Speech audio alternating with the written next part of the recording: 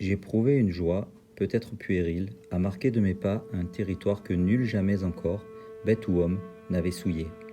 Aucun mort n'eût pu se lancer à l'assaut de ce château fort. Aucun Européen, jamais, n'avait exploré ce territoire.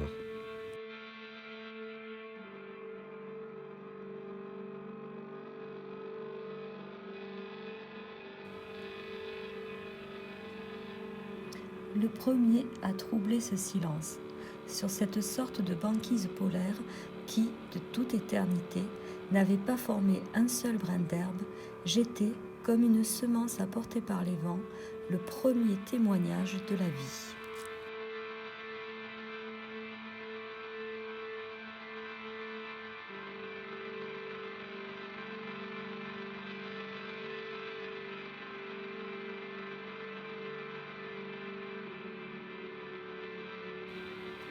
J'arpentais un sable infiniment vierge. J'étais premier à faire ruisseler, d'une main dans l'autre, comme un or précieux, cette poussière de coquillage.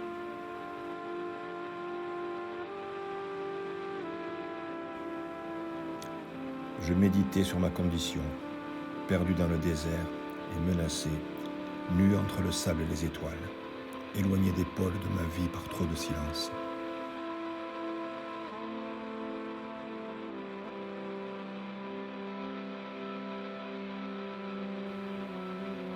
Sous la brûlure du soleil, bêtes et hommes, aussi sûrement que vers la mort, avancent vers ce grand abreuvoir.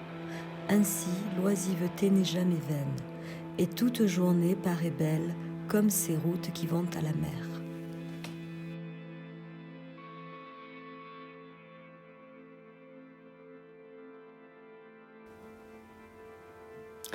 Dans quel mince décor se joue ce vaste jeu des haines, des amitiés et des joies humaines?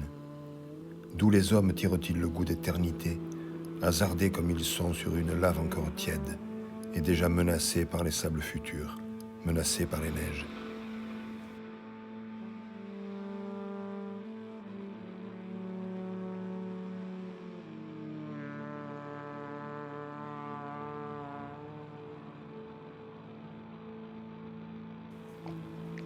Leurs civilisations ne sont que fragiles dorures, un volcan les efface, une mer nouvelle, un vent de sable. Je ne sais pas ce qui se passe en moi. Cette pesanteur me lie au sol quand tant d'étoiles sont aimantées. Une autre pesanteur me ramène à moi-même. Je sens mon poids qui me tire vers tant de choses.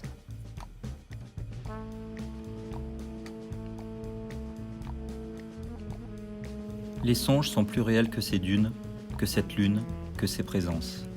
Ah, le merveilleux d'une maison n'est point qu'elle vous abrite ou vous réchauffe, ni qu'on en possède les murs, mais bien qu'elle ait lentement déposé en nous ses provisions de douceur, qu'elle forme, dans le fond du cœur, ce massif obscur dont naissent, comme les eaux de source, les songes.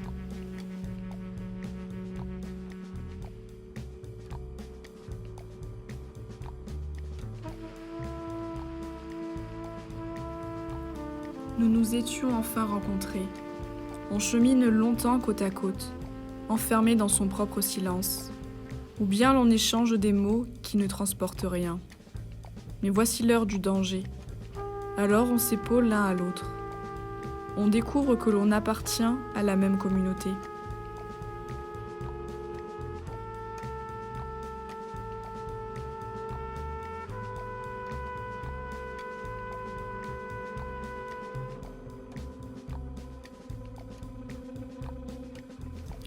On s'élargit par la découverte d'autres consciences. On se regarde avec un grand sourire. On est semblable à ce prisonnier délivré qui s'émerveille de l'immensité de la mer. Il fait partie des êtres larges qui acceptent de couvrir de larges horizons de leur feuillage. Être homme, c'est précisément être responsable. C'est connaître la honte en face d'une misère qui ne semblait pas dépendre de soi. L'essentiel, nous ne savons pas le prévoir.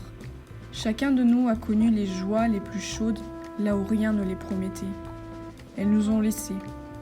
Une telle nostalgie que nous regrettons jusqu'à nos misères, si nos misères les ont permises.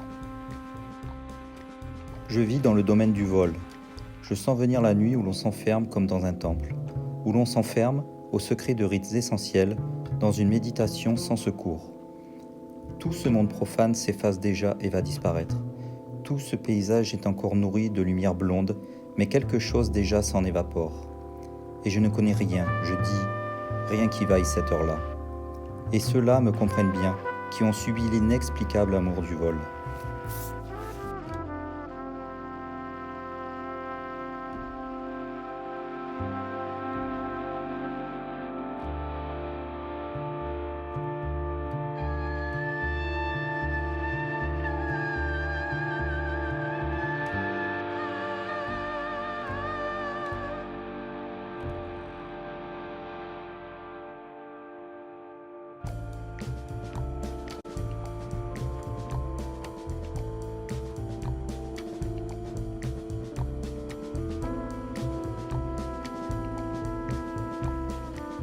Nous goûtions cette même ferveur légère qu'au cœur d'une fête bien préparée.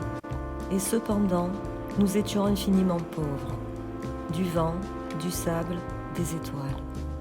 Un style pur pour trappistes. Mais sur cette nappe mal éclairée, 6 ou 7 hommes qui ne possédaient plus rien au monde, sinon leurs souvenirs, se partageaient d'invisibles richesses.